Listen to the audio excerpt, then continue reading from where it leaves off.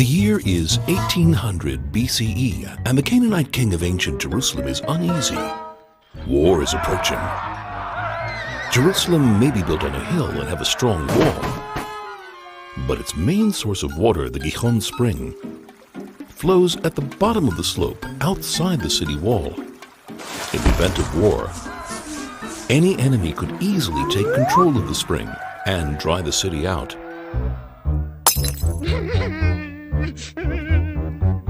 The king's chief advisor suggests a simple solution. Change the location of the wall so it includes the spring.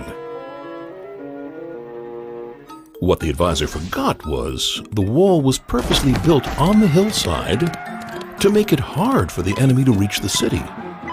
A wall built lower down would expose the defenders to attack.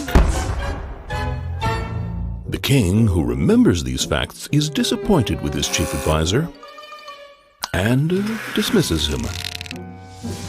Another advisor to the king has a different idea. Digging a subterranean tunnel, the spring water would be channeled to the base of a deep shaft formed in the stone. The excavated tunnel would also pass through the stone until it reached the top of the shaft, where the city's inhabitants could draw water safely. The enemy, on the other hand, would have no access to the tunnel. The shaft's high vertical walls would be an insurmountable obstacle. The king is pleased. The advisor breathes a sigh of relief, and the project is off and running. This is how scholars used to understand the way Warren's shaft worked. But what was this reconstruction based on? Well, it all began in 1867, when the English captain Charles Warren and his aide, Henry Birtles, entered the Gihon spring. They crawled for about 20 meters, when suddenly they discovered a breach in the wall, and behind it, the bottom of a vertical shaft that reached a height of 13 meters. Using makeshift scaffolding 3 stories high, Warren and Birtles climbed up the shaft. Here at the top, they found the rest of the system, a hidden subterranean tunnel, long and winding, rising steeply into the city.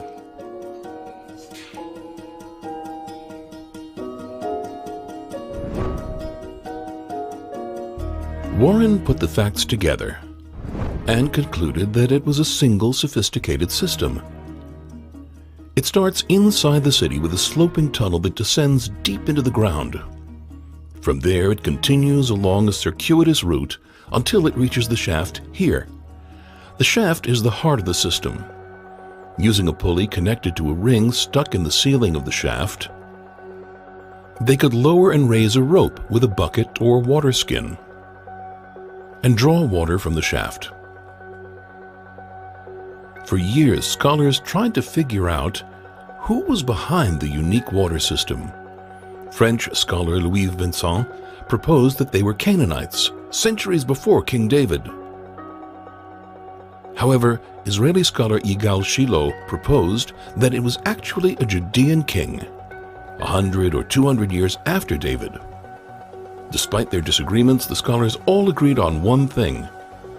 The vertical shaft which Warren climbed was the heart of the ancient waterworks. And then, along came archaeologists Ronnie Reich and Eli Shukron. In 1995, I was sent here by the Israel Antiquities Authority to conduct a salvage excavation near the spring. I didn't really think we'd find anything special. After all, we're outside the city limits, in the valley. But as we dug deeper, we made a breathtaking discovery. Reich and Shukron found remnants of a massive tower that surrounded the Gihon spring on all sides.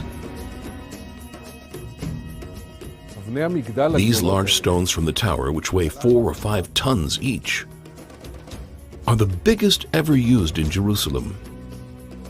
Before Herod's time, from the ruins, Reich and Shukron recreated a massive system of fortifications at the foot of the city wall from the Canaanite period. It included a huge tower and a water conduit, the Canaanite conduit, which channeled the waters of the Gihon into a rock-cut Canaanite pool that was discovered nearby. From there, the water was channeled southward to the Shiloach, the Siloam pool, which was unprotected at the time.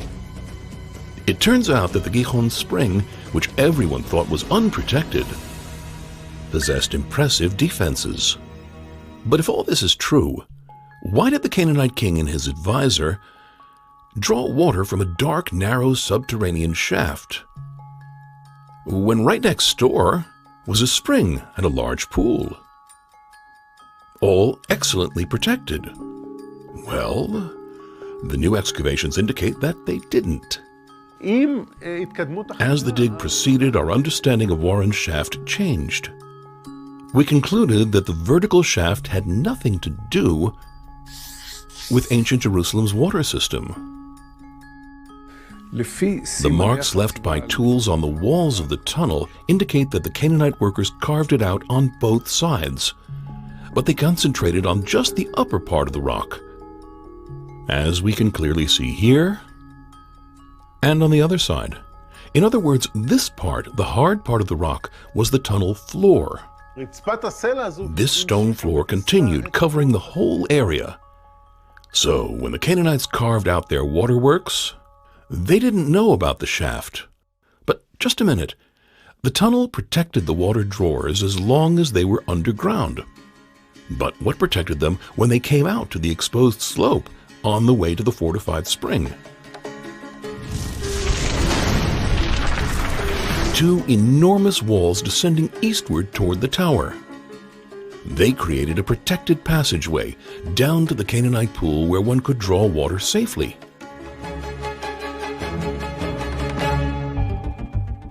Thus, the Canaanite king wasn't disappointed by his architect's design.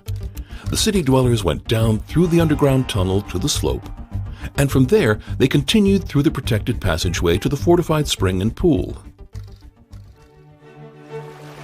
The Gihon Spring, the beating heart of Jerusalem.